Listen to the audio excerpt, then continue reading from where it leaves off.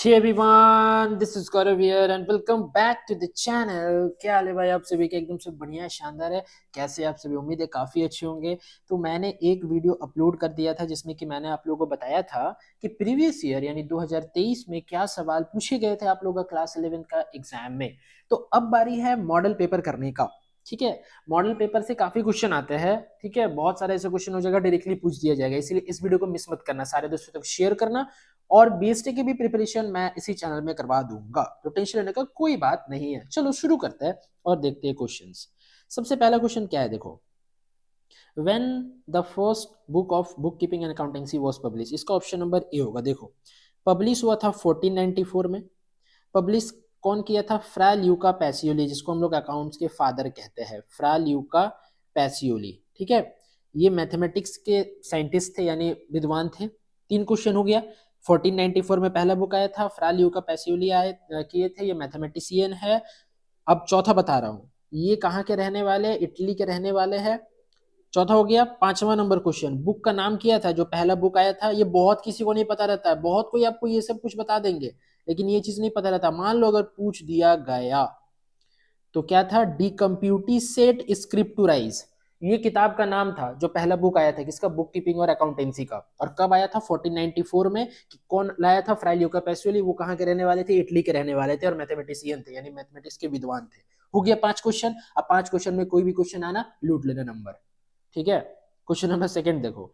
Eight the end of the financial year after the sale of good worth ₹2 lakh, 2 lakh का माल विक्रय करने के बाद there was a closing stock of 10,000, यानी अंतिम रहतिया का शेष कितना बचा था? 10,000 रुपया। इसको हम लोग एक इवेंट कहेंगे, क्योंकि ट्रांजेक्शन तो कतई नहीं कहेंगे, क्योंकि ट्रांजेक्शन के लिए दो पार्टी का इन्वॉल्व होना जरूरी है, और उसे बोल रहा है कि 10,000 बचा है, तो उसमें क्या दिक्कत? ठीक है। Fixed asset include, fixed asset में क्या रहता है? फिक्स्ड एसेट में होता है furniture. Closing stock, payment in advance, cash, ये करंट एसेट होता है। ठीक है।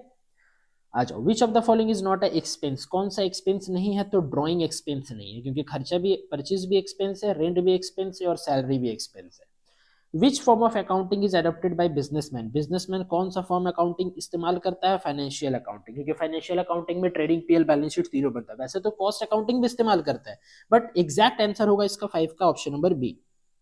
विच of the following statement is correct with regard to valuation of stock, valuation of stock के रिगार्डिंग कौन से स्टेटमेंट सही है? तो ऑप्शन नंबर सी सही है, कि कॉस्ट प्राइस और market price which ever is lower, लागत या बाजार मूल्य जो दोनों में से कम हो। सेवेंथ में देखो, according to going concern concept, सतत व्यवसायी अवधारणा के अनुसार व्यवसायिक इकाई चालू रहेगी, यानी जो बिजनेस एंटाइटी है वो लॉन्ग टर्म के लिए चलता है। ठीक है, यानी अनिश्चित काल, indefinite. Very good. Question number 8 में देखो, father of double entry system Luca Pacioli was an inhabitant of, वो कहाँ के रहने वाले? ओ भाई, तो आ गया मॉडल पेपर में।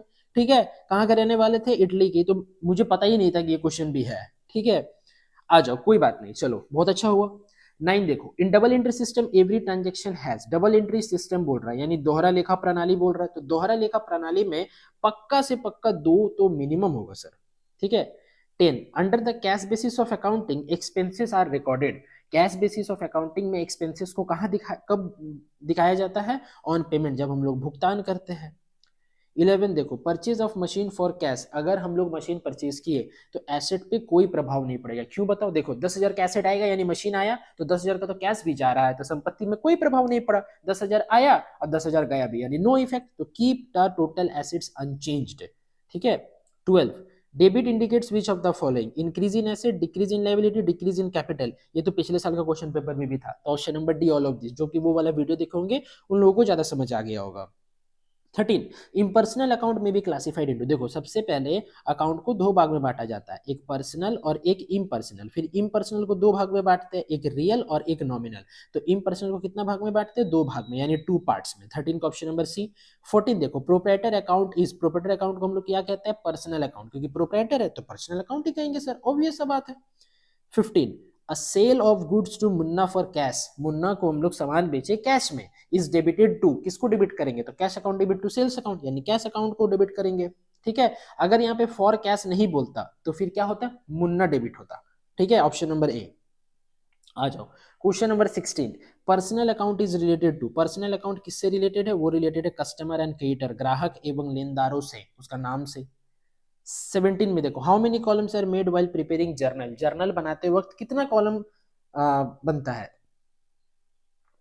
एक बनता है डेट, एक पर्टिकुलर्स, एक एलएफ और एक डेबिट अमाउंट और एक केट अमाउंट, यानी 1 2 3 4 5, 5 कॉलम, ऑप्शन नंबर सी। और अगर लेजर होगा तो लेजर में 10 कॉलम बनता है। कभी भी गलती से भी मत बोलना कि 8 कॉलम बनता है, क्योंकि उसमें एक कॉलम होता है जीएफ का, वो जीएफ सब कोई भूल जाता है।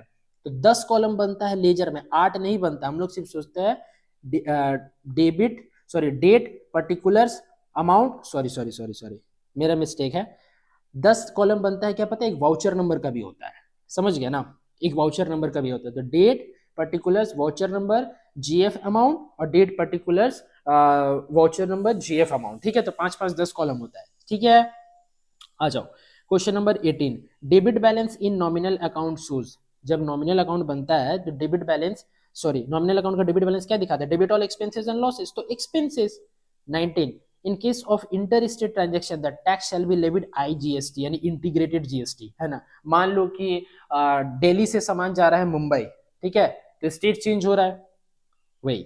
व्हाट इज लेजर, लेजर क्या है? लेजर एक प्रिंसिपल बुक है, सब्सिडरी बुक में आ जाएगा आप कैश बुक, ये सब आ जाता है। मेमोरेंडम बुक जर्नल होता है, याद रखना, memorandum book journal. 21, the process of transferring the debit and credit items from a journal to their respective account in the ledger is termed as, उसको हम लोग क्या कहते हैं? पोस्टिंग कहते हैं। 21 का ऑप्शन नंबर ए होगा, ठीक है, ठीक है।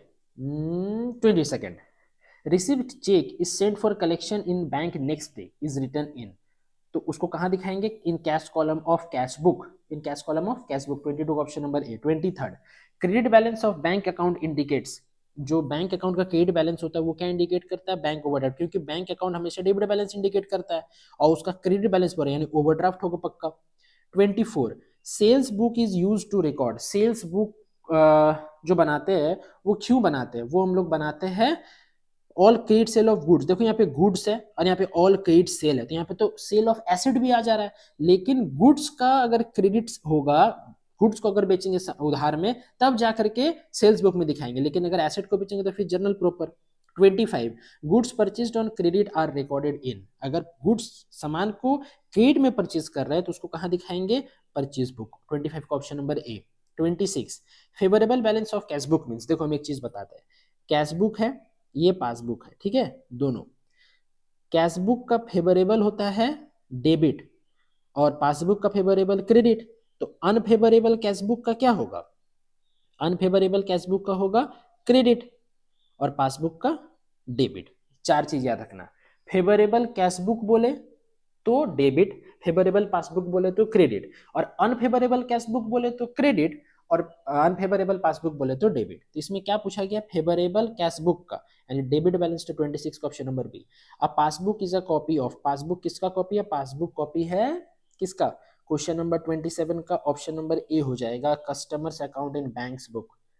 29, compensating error effect the agreement of, compensating error किसका एग्रीमेंट को इफेक्ट करता है? कंपेंसेटिंग एरर एग्रीमेंट को इफेक्ट करता है नीदर ऑफ टू, ना ये ट्रायल बैलेंस ना ये बैलेंस शीट, कुछ नहीं, समझे कि नहीं बनना? आ जाओ, while posting 10 is missing which error it is called, अगर एक जीरो मिस हो गया पोस्टिंग के वक्त, जर्नल से जब लेजर बना रहे तब, तो इसको कौन सा एरर कहेंगे? Error of omission, sorry sorry sorry sorry sorry.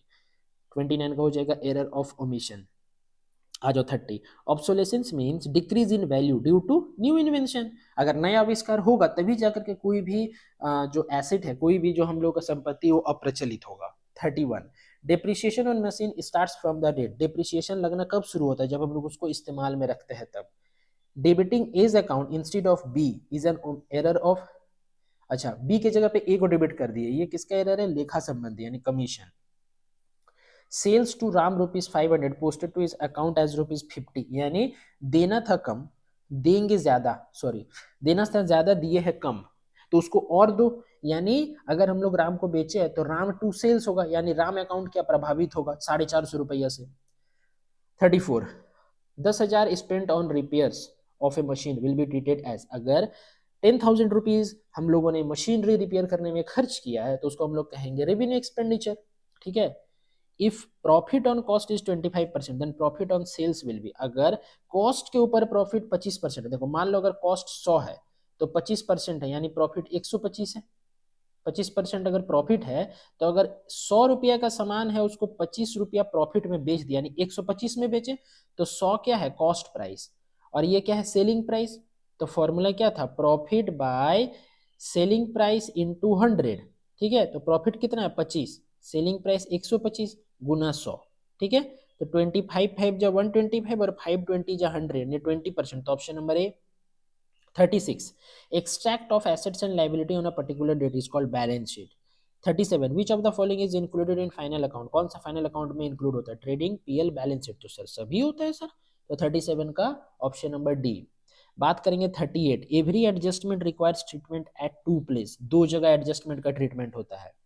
39, if closing stock is shown in trial balance, अगर ट्रायल बैलेंस के अंदर में है वो तो सिर्फ और सिर्फ वो बैलेंस शीट में जाएगा, और अगर एडजस्टमेंट में होता है तो एक जाता ट्रेडिंग का क्रेडिट साइड में बाय क्लोजिंग स्टॉक और एक जाता एसेट साइड में बैलेंस शीट का। Prepaid rent is shown as, prepaid rent को हम लोग करेंट एसेट बोलते हैं, प्रीपेड रेंट या कुछ मान लो कि प्रीपेड की जगह एडवांस लिख दिया तो वो सब सारा करेंट एसेट होता है। ठीक है, तो आई होप आप लोगों को 40 का 40 का एमसीक्यू समझ में आ गया होगा मॉडल पेपर सेट का। अब हम लोग करेंगे क्या, नेक्स्ट पार्ट बीएसटी का। तो बीएसटी कब होने वाला है, तो बीएसटी का प्रीवियस ईयर क्वेश्चन और मॉडल पेपर। ठीक है, 200 क्वेश्चन मैंने पहले ही करवा चुका है अकाउंटेंसी का और बीएसटी का। जिन लोगों ने नहीं देखा जाकर के प्लीज मेरे चैनल में जाओ, वीडियो सेक्शन में जाकर के आपको वीडियोस मिल जाएंगे, आप वहां से जाकर के देख लो। Till then bye bye, wish you all the very best for your exam, keep growing and keep learning. सारे दोस्तों तक शेयर करो, मेरे चैनल में न्यू है तो प्लीज चैनल को सब्सक्राइब कर देना। Bye bye, take care.